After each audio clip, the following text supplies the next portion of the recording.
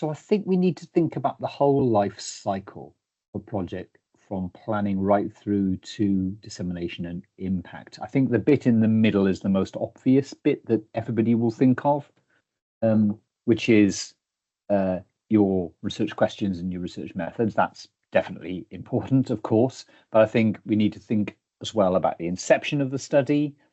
So the importance to the sector, to what extent stakeholders, practitioners, managers, people with lived experience have been involved in the design stage of the study, and also what you do with the results, making sure that there's a pathway to impact and you're not just writing peer-reviewed journal papers, although you do need to do that.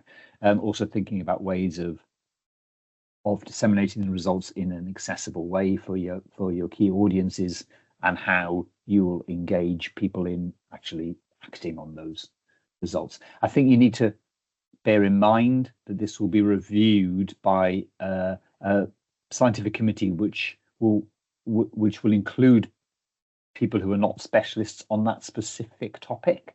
So if it gets shortlisted, it will be peer reviewed by specialists, but it will also be considered by a committee of, if you like, academic generalists in health and social care. So you need to make sure that the project description is clear to those people.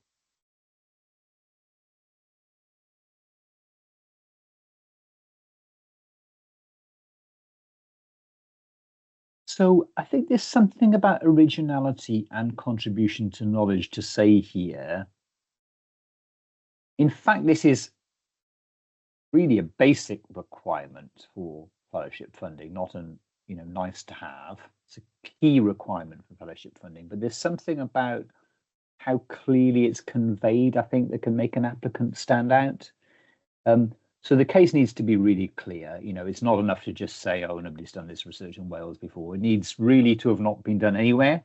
You need to be doing world-leading, groundbreaking research on this topic that is of relevance and use to Wales. But yeah, there's something about the clarity and possibly even the panache with which somebody describes their contribution that is original, that makes people stand out. I think as well there's something about the fit of the applicant to the project in terms of track record. Now, I should stress it doesn't have to be a long track record, because obviously people can apply for fellowships at a really quite an early stage of their career. Some fellowships are expected to be for that.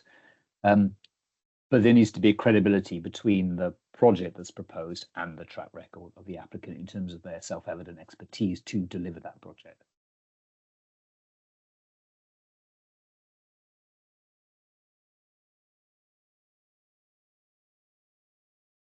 I think for me, there's something about a credible connection between research questions and methods.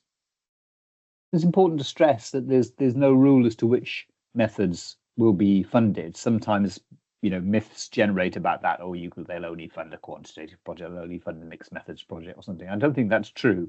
I think it's the right methods for the questions. So if there's seen to be a bit of a lack of fit between the methods and the questions, then the applications will quite probably be criticised for that. So that's one thing I'm looking for.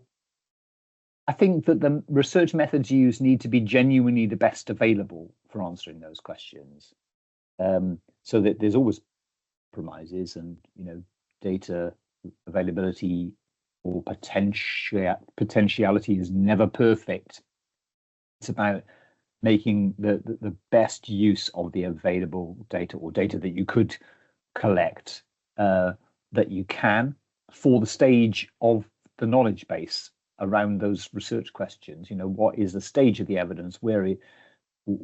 What methods are going to answer the questions that are appropriate for the stage at which the evidence base is at? And then also to have a critical perspective on the methods you're proposing. So to be aware of what's going to be difficult in the real world, what's going to be difficult, and how can you do the best you can to pull this off.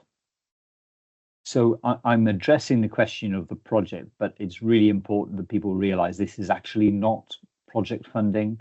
If you're applying for a personal award, your career development is absolutely central to that, and the project is effectively allowing you to develop your career. But at its core, it's funding for a research career rather than funding of a research project. There are different funding streams for projects only. So please bear that in mind.